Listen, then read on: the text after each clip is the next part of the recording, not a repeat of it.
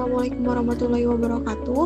Kami dari kelompok 4 akan membahas tentang strategi manajemen terkait Fakultas Ilmu Komputer.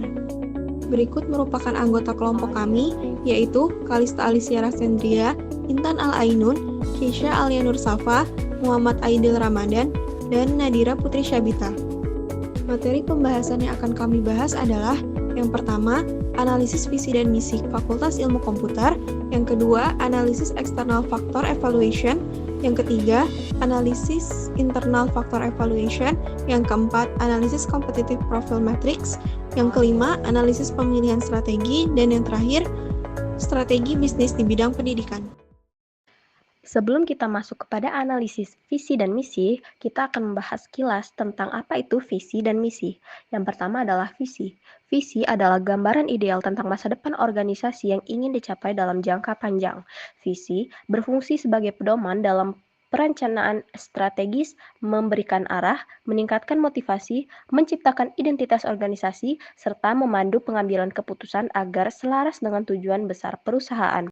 Kemudian ada misi. Misi ini pernyataan tujuan organisasi yang lebih spesifik untuk menjelaskan bagaimana visi akan dicapai. Misi ini mencakup 9 komponen utama yaitu customer, product of service, market, teknologi, survival growth profits, filosofi, self-concept, public image, dan employee. Misi membantu organisasi menetapkan strategi, meningkatkan fokus, serta mempermudah evaluasi dan pengambilan keputusan. Baiklah, yang pertama kita masuk pada analisis visi. Visi dari Fasilkom Unsri sendiri adalah pada tahun 2025 menjadi institusi yang unggul di bidang ICT, berintegritas dan berjiwa technopreneurship. Ada dua analisis yaitu kelebihan dan juga kekurangan.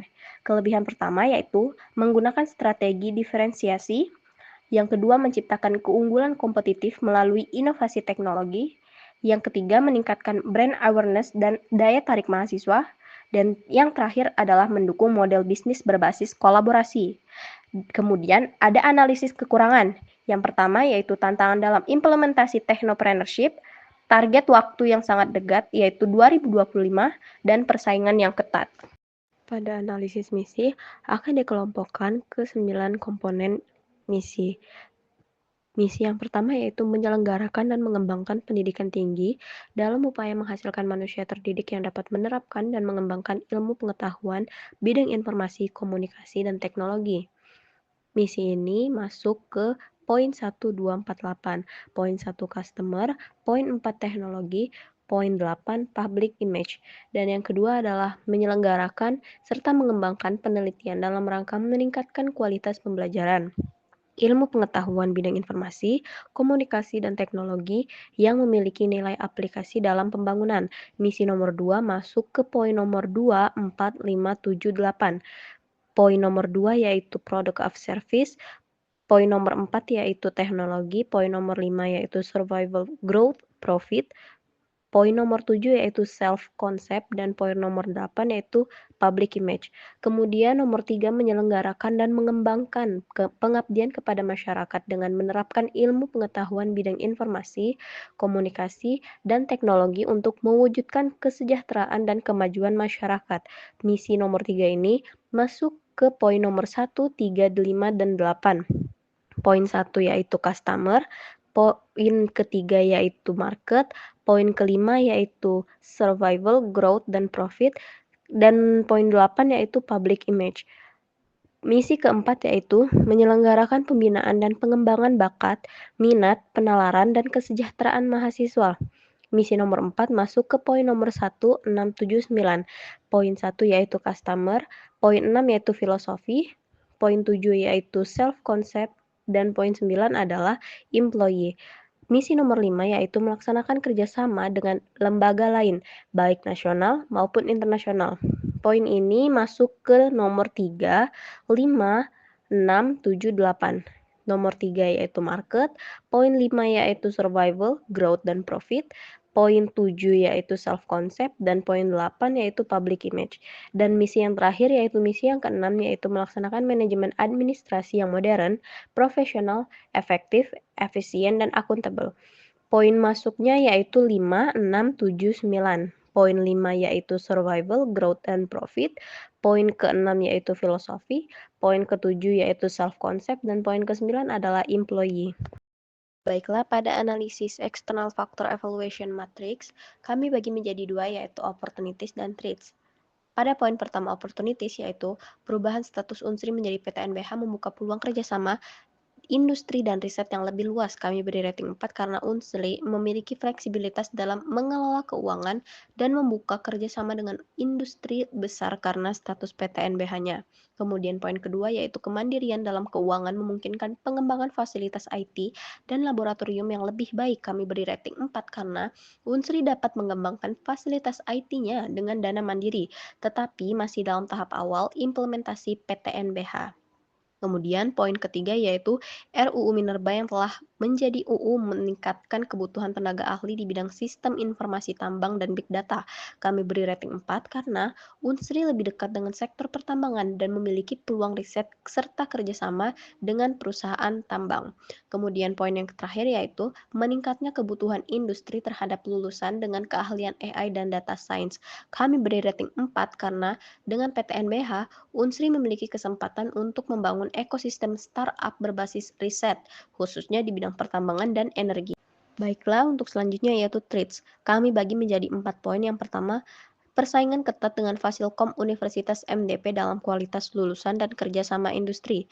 Kami beri rating 2, karena meskipun Unsri memiliki reputasi sebagai universitas negeri dalam hal koneksi industri, teknologi, dan penempatan kerja, MDP lebih unggul karena reputasi MDP dikenal sebagai universitas berbasis industri IT. Poin kedua yaitu resiko ketimpangan akses keuangan bagi mahasiswa setelah PTNBH diterapkan mempengaruhi daya tarik calon mahasiswa. Kami beri rating 2 karena biaya kuliah Unsri berpotensi meningkat setelah PTNBH yang dapat mengurangi daya tarik bagi calon mahasiswa dari ekonomi menengah ke bawah. Kemudian poin ketiga yaitu perubahan regulasi pertambangan dapat menggeser fokus penelitian dan proyek IT ke sektor yang lebih spesifik. Kami beri rating 3 karena Unsri harus beradaptasi dan melakukan pengembangan agar riset dan program studi IT tetap relevan dengan kebutuhan pertambangan dan energi. Kemudian poin yang terakhir yaitu perkembangan cepat teknologi global yang memerlukan kurikulum lebih fleksibel dan adaptif. Kami beri rating 4 karena kurikulum Unsri cukup kuat, tetapi masih ada kendala dalam fleksibilitas dan adaptasi terhadap teknologi terbaru. Kemudian ada IFM Matrix. Jadi di sini kami menganalisis faktor internal dalam Fakultas Ilmu Komputer Unsri, mana itu terdapat kekuatan dan kelemahan. Untuk kekuatan yang pertama itu ada mahasiswa berprestasi di tingkat nasional dan internasional. Untuk bobotnya kami kasih 0,20 karena faktor ini sangat penting karena reputasi institusi seringkali diukur dari prestasi mahasiswa. Untuk ratingnya itu 4 karena institusi sangat baik dalam menghasilkan mahasiswa yang berprestasi. Kemudian ada program studi memiliki akreditasi yang unggul. Untuk bobotnya itu 0,15. Akreditasi penting dalam meningkatkan daya saing program studi, namun masih bisa ditingkatkan lebih lanjut. Untuk ratingnya itu 3 karena ada beberapa jurusan yang akreditasinya belum unggul. Kemudian ada fasilitas laboratorium cukup lengkap untuk mendukung pembelajaran. Untuk bobotnya itu 0,15. Laboratorium itu berperan penting dalam pembelajaran, terutama di bidang yang membutuhkan praktik. Terus untuk ratingnya itu 4. Fasilitas sudah sangat baik sehingga mendukung proses pembelajaran mengajar dengan optimal. Kemudian ada banyak lulusan berkualitas yang telah bekerja di berbagai sektor penting di Indonesia. Terus untuk bobotnya itu 0,20. Keberhasilan lulusan dalam mendapatkan pekerjaan mencerminkan kualitas pendidikan institusi. Untuk ratingnya 3 karena lulusan sudah banyak bekerja di sektor penting, tapi masih ada lulusan yang masih sampai sekarang belum mendapatkan pekerjaan. Kemudian ada pengelolaan akademik yang efektif dan efisien. Untuk bobotnya itu 0,10. Administrasi akademik penting, tapi tidak sebesar faktor lainnya. Untuk ratingnya itu 3. Sistem akademik sudah cukup baik, tapi mungkin ada beberapa kendala kecil yang masih perlu diperbaiki. Kemudian di sini ada kelemahan. Jadi yang pertama itu fasilitas proses ngajar mengajar. Untuk bobotnya itu 0,5 karena fasilitas ini sangat penting untuk kenyamanan mengajar. Untuk ratingnya 2, masih ada kekurangan dalam fasilitas mengajar namun belum sampai ke level yang sangat menghambat. Ini ada fasilitas parkir mobil terbatas. Untuk untuk bobotnya itu 0,07. Tidak terlalu krusial dalam proses akademik, tapi tetap menyusahkan kenyamanan para mahasiswa yang mana dia akan parkirnya sangat jauh dari gedung Fasilkom. Untuk ratingnya itu 2, fasilitas parkir memang kurang tapi tidak menjadi kendala utama. Kemudian adanya dosen tidak konsisten untuk mengajar. Untuk bobotnya itu 0,08. Sangat berpengaruh terhadap kualitas pembelajaran. Karena kalau dosen tidak datang itu bisa menghambat mahasiswa untuk belajar. Untuk ratingnya 1, seperti tadi dengan dosen tidak datang itu bisa menghambat mahasiswa untuk belajar dan fokus. Oke, kemudian di sini ada total skor dalam IEV matrix adalah 3,07 yang berarti kondisi internal institusi ini cukup baik karena skornya di atas rata-rata. Namun ada beberapa kelemahan yang perlu diperbaiki terutama dalam fasilitas mengajar dan konsistensi dosen. Sementara itu kekuatan utama institusi ini terletak pada prestasi mahasiswa, akreditasi unggul, dan fasilitas laboratorium. Selanjutnya di sini ada analisis competitive profile matrix atau CPM. Jadi CPM ini sendiri adalah alat analisis strategis yang digunakan untuk membandingkan perusahaan dengan pesaingnya berdasarkan faktor-faktor kunci keberhasilan dalam industri tertentu. CPM membantu dalam memahami posisi kompetitif dalam suatu perusahaan dibandingkan dengan pesaing utamanya. Jadi, pada analisis kami kali ini, kami memilih Fakultas Ilmu Komputer Universitas Multidata Palembang sebagai kompetitor dari Fakultas Ilmu Komputer Universitas Sriwijaya. Pada analisis CPM kami, terdapat 6 faktor keberhasilan. Yang pertama itu ada akreditasi dan reputasi dengan bobot 0,20. Untuk akreditasi di Fasilkom Unsri sendiri, dia memiliki akreditasi A, sedangkan MDP memiliki akreditasi baik sekali. Oleh karena itu, di sini kami memberi rating 4 untuk akreditasi dan reputasi Unsri dan memberi rating 3 untuk akreditasi dan reputasi MDP. Yang kedua ada sarana dan prasarana dengan bobot 0,15. Di sini MDP lebih unggul dalam aksesibilitas dan juga teknologi. Oleh karena itu di sini kami memberikan rating 3 untuk sarana dan prasarana di Unsri dan memberikan rating 4 untuk sarana dan prasarana di MDP.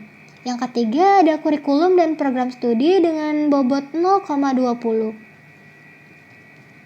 Di Fasilkom Unsri memiliki kurikulum berbasis akademik dan juga riset, tetapi masih harus terus beradaptasi dengan perkembangan industri. Sedangkan di MDP lebih fokus pada kurikulum berbasis industri yang lebih terkini dan juga relevan untuk dunia kerja, sehingga kurikulum di MDP lebih unggul dibandingkan dengan Unsri.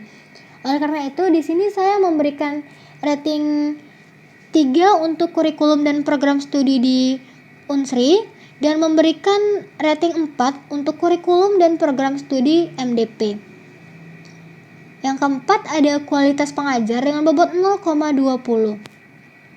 Di Fasilkom Unsri sendiri memiliki lebih banyak dosen dengan gelar S3 dan juga S2 dari luar negeri daripada MDP. Dia memiliki jumlah dosen dengan gelar doktor lebih sedikit dibandingkan dari Unsri. Oleh karena itu, di sini kami memberikan rating 4 untuk kualitas pengajar di Unsri dan memberikan rating 3 untuk kualitas pengajar di MDP. Selanjutnya ada biaya kuliah dengan bobot 0,15. Untuk biaya kuliah di Unsri memiliki UKT yang lebih murah dibandingkan dengan MDP. Tetapi di MDP terdapat skema cicilan sehingga dapat membantu meringankan beban mahasiswa. Di sini kami memberikan rating 3 untuk biaya kuliah di Unsri dan juga memberikan rating 3 juga untuk biaya kuliah di MDP. Yang terakhir, jumlah mahasiswa dan jumlah pendaftar dengan bobot 0,10. di Fasilkom Unsri memiliki jumlah pendaftar yang lebih banyak dibandingkan dari MDP karena merupakan bagian dari universitas ternama yang ada di Sumatera Selatan. Terus untuk total dari bobotnya itu sebesar 1 dan total skor sebesar 3,50 untuk Fasilkom Unsri dan total skor sebesar 3,35 untuk Fasilkom MDP. Jadi, berdasarkan hasil dari analisis kami, Fakultas Ilmu Komputer di Universitas Sriwijaya lebih unggul dibandingkan dari Fakultas Ilmu Komputer di Universitas MDP, yaitu dengan total skor sebesar 3,50 untuk Fakultas Ilmu Komputer Unsri dan 3,35 untuk Fakultas Ilmu Komputer Universitas MDP. Kedua universitas ini memiliki daya saing yang hampir seimbang, dengan keunggulan di aspek yang berbeda-beda. Keunggulan di Fakultas Ilmu Komputer Universitas Sriwijaya sendiri ini yaitu dia memiliki akreditasi yang lebih baik, kualitas pengajar yang lebih unggul, serta jumlah peminatnya lebih banyak dibandingkan dari Universitas Multidata Palembang. Sedangkan untuk keunggulan di Universitas Multidata Palembang ini, mereka lebih unggul di sarana dan prasarana, serta di kurikulum dan juga program studi. Selanjutnya adalah analisis strategi. Pada bagian matching stage, terdapat SWOT matrix, space matrix, BCG matrix, internal external matrix, dan yang terakhir, grand strategy matrix. Di dalam SWOT matrix, Fasilkom memiliki kekuatan. Yang pertama adalah fasilitas modern seperti laboratorium, perpustakaan, dan auditorium yang mendukung pembelajaran dan penelitian. Yang kedua, ada dosen berkualitas dengan jaringan kerja luas yang meningkatkan daya saing fakultas. Yang ketiga adalah program studi bervariasi dan terakreditasi yang menarik minat mahasiswa. Bagian kelemahan yaitu yang pertama, jumlah dosen terbatas dibanding mahasiswa yang berpengaruh pada kualitas pendidikan. Kedua, kurikulum yang kurang diperbarui sesuai perkembangan industri. Dan yang terakhir, minimnya dana penelitian yang menghambat inovasi dan kontribusi akademik. Selanjutnya adalah objek. Yang pertama, pertumbuhan industri TI meningkatkan peluang lulusan. Kedua, kemitraan dengan industri dan pemerintah membuka peluang pendanaan dan penelitian. Dan yang ketiga, pengembangan technopreneurship menciptakan lulusan siap berwirausaha. Terakhir adalah tantangan dari Fasilkom, yaitu yang pertama, persaingan ketat dengan PTS atau PTN lain dalam menarik mahasiswa. Kedua, perubahan regulasi pendidikan dapat memengaruhi stabilitas fakultas. Dan yang ketiga, kemajuan teknologi yang cepat memerlukan adaptasi dan investasi berkelanjutan. Selanjutnya adalah space matrix dengan financial position di angka 5,8, stability position di angka minus 3,4, industry position di angka 5,2, dan competitive position di angka minus 2,0. Dengan hasil koordinat 3,8 pada sumbu X dan 1,8 di sumbu Y, yang menunjukkan bahwa Fakultas Ilmu Komputer Universitas Sriwijaya berada dalam kuadran agresif dalam matriks space. Fakultas memiliki kekuatan, keuangan, dan posisi industri yang baik, meskipun menghadapi beberapa tantangan kompetitif dan stabilitas lingkungan. Strategi yang direkomendasikan meliputi ekspansi program akademik, peningkatan kolaborasi industri, serta inovasi dalam penelitian dan teknologi pendidikan. Selanjutnya adalah BCG Matrix. Berdasarkan BCG Matrix, Fakultas Ilmu Komputer Universitas Sriwijaya perlu fokus pada penguatan program studi STARS dengan inovasi dan kolaborasi industri, mempertahankan cash cows sebagai sumber daya utama, mengembangkan question marks dengan strategi yang tepat, serta mengevaluasi kembali keberlanjutan program DOCS agar tetap kompetitif di era digital. Selanjutnya ada internal external matrix. Jadi, pada analisis faktor internal, yang pertama ada strength atau kekuatan. Di sini ada kurikulum berbasis industri dan tren teknologi terkini dengan rating 4. Kemudian ada dosen berkualitas dengan latar belakang akademik dan industri dengan rating 4, dan juga terakhir ada adanya program pertukaran mahasiswa internasional dengan rating 3. Di sini kami memberikan rating 3 itu karena pada Universitas Sriwijaya itu masih jarang terjadi program pertukaran mahasiswa internasional. Yang kedua ada weakness atau kelemahan. Itu ada beberapa mata kuliah masih menggunakan metode pembelajaran konvensional dengan rating 2 karena Di sini memang sistem pembelajarannya itu masih menggunakan metode konvensional sehingga itu menjadi kelemahan. Kemudian ada dukungan terhadap pengembangan soft skills masih terbatas dengan rating 2 dan juga ada terakhir mahasiswa kurang aktif dalam penelitian dan inovasi dengan rating 2. Dari analisis di atas, total skor IV terakhir itu pada bobotnya itu ada 1,00 dan dengan rating ada 17 dan weak score bobot akhirnya itu 2,88. Dari analisis di atas, total skor IV terakhir itu pada bobotnya itu ada 1,00 dan dengan rating ada 17 dan weak score bobot akhirnya itu 2,88. Selanjutnya ada analisis faktor eksternal. Yang pertama ada opportunities atau peluang, yang ada kemajuan teknologi membuka peluang inovasi dengan rating 4, meningkatnya tren pembelajaran online dan bootcamp dengan rating 4, dan permintaan tinggi lulusan IT yang bisa menjadi peluang bagi Fakultas Ilmu Komputer dengan rating 3. Kemudian ada traits atau kelemahan. Di sini ada persaingan ketat dengan universitas lain dengan rating 2, kurangnya jumlah dosen ahli di bidang emerging teknologi di rating 2, dan regulasi pemerintah yang bisa membatasi perkembangan kurikulum dengan rating 2.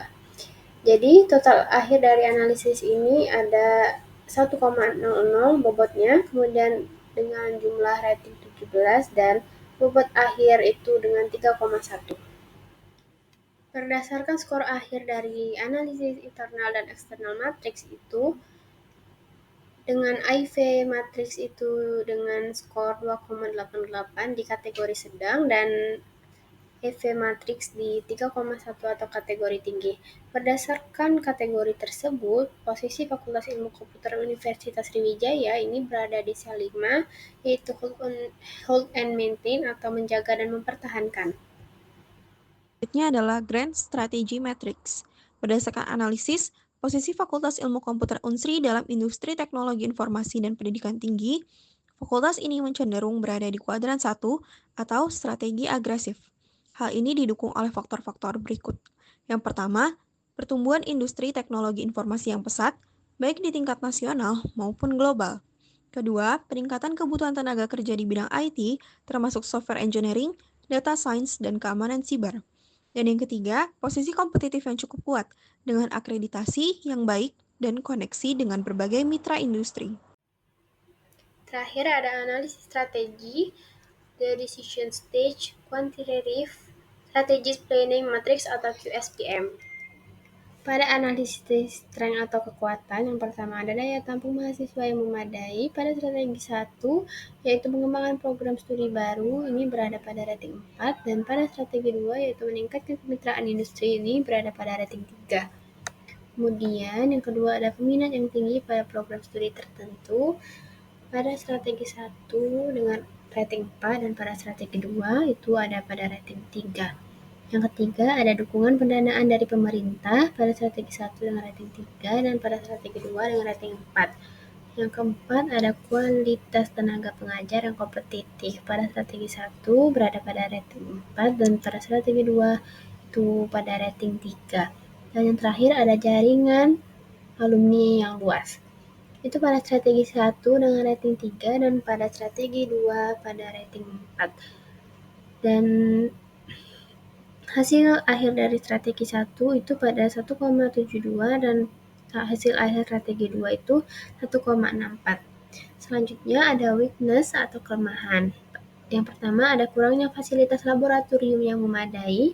Pada strategi 1 yaitu peningkatan infrastruktur digital ini pada rating 4 dan yang kedua ada strategi 2 atau penguatan kurikulum berbasis industri pada rating 3. Yang kedua ada keterbatasan jumlah tenaga pengajar dengan sertifikasi industri pada strategi 1 dengan rating 3, pada strategi 2 pada rating 4. Yang ketiga ada kurikulum belum sepenuhnya mengikuti perkembangan industri. Pada strategi 1 dengan rating 3, pada strategi 2 dengan rating 4. Yang keempat, ada minimnya kolaborasi dengan industri teknologi besar. pada strategi 1 dengan rating 3, dan pada strategi 2 dengan rating 4. Kemudian terakhir ada terbatasnya program beasiswa bagi mahasiswa pada strategi 1 dengan rating 4 dan pada strategi 2 pada rating 3. Hasil akhir dari analisis tersebut itu bobotnya ada di 1,00 dan hasil akhir dari strategi 1 itu ada 1,79, hasil akhir dari strategi 2 ada 1,92. Selanjutnya ada opportunities atau peluang. Yang pertama itu tingginya permintaan lulusan di industri teknologi di strategi 1 atau penguatan kemitraan industri pada rating 4 dan strategi 2 pada pengembangan program internasional pada rating 3. Yang kedua ada dukungan pemerintah terhadap pendidikan vokasi dan teknologi. Pada strategi 1 di rating 3, pada strategi 2 di rating 4. Yang ketiga, ada pertumbuhan startup digital yang pesat pada strategi 1 di rating 3 dan pada strategi 2 di rating 4. Yang keempat, ada potensi kerjasama dengan perusahaan teknologi global pada strategi 1 pada rating 4 dan pada strategi 2 di rating 3. Yang terakhir, ada ketersediaan hibah dan beasiswa dari pemerintah dan swasta. Ini di strategi 1 pada rating 4, pada strategi 2 di rating 3. Dengan total skor bobotnya 1,00, di strategi 1-nya di 1,88 dan strategi 2-nya di 1,83. Dan terakhir ada threats atau ancaman. Yang pertama, persaingan ketat dengan universitas lain di Sumatera Selatan ada di rating 4 dan strategi 2 ada di rating 3. Yang kedua, ada kemajuan teknologi yang cepat dan menuntut adaptasi yang cepat itu pada strategi 1 di rating 3 dan pada strategi 2 di rating 4. Yang ketiga, ada ketergantungan pada dana pemerintah yang terbatas pada strategi 1 di rating 3 dan pada strategi 2 di rating 4. Selanjutnya, ada perubahan kebijakan pendidikan tinggi yang tidak menentu di strategi 1 itu dengan rating 4 dan di strategi 2 dengan rating 3. Yang terakhir, itu ada persaingan dengan platform kursus online dan bootcamp teknologi. Pada strategi 1 di rating 3 dan pada strategi 2 di rating 4. Dengan total skor akhir bobotnya 1,00, strategi 1 dengan skor akhirnya 1,70 dan strategi 2 di 1,80. Selanjutnya ada strategi bisnis di bidang pendidikan. Yang pertama, penguatan program studi berbasis ICT dan kurikulum industri. Ini menyesuaikan kurikulum dengan tren industri agar lulusan memiliki keterampilan sesuai kebutuhan pasar dengan implementasi integrasi AI, big data, blockchain, cyber security, dan cloud computing. Kedua, ada kemitraan industri dan technopreneurship, itu membangun ekosistem startup dengan dukungan mentor, jaringan industri dan pendanaan. Dengan implementasi inkubator startup kampus, kerjasama dengan perusahaan teknologi, kompetisi startup dan program akselerasi bisnis. Yang ketiga, digitalisasi pembelajaran dan smart campus. Ini mengadopsi teknologi dalam pembelajaran untuk menghadapi persaingan dengan platform online. Dengan implementasi LMS berbasis AI, hybrid learning, dan pemanfaatan big data analisis dalam akademik. Yang keempat ada diversifikasi pendanaan dan peningkatan beasiswa. Ini mengurangi ketergantungan pada pendanaan pemerintah dengan sumber alternatif dengan implementasi program short post berbayar, sponsorship industri, hibah penelitian, dan alumni endowment fund. Sekian presentasi yang dapat kami sampaikan. Kurang lebihnya mohon maaf. Wassalamualaikum warahmatullahi wabarakatuh.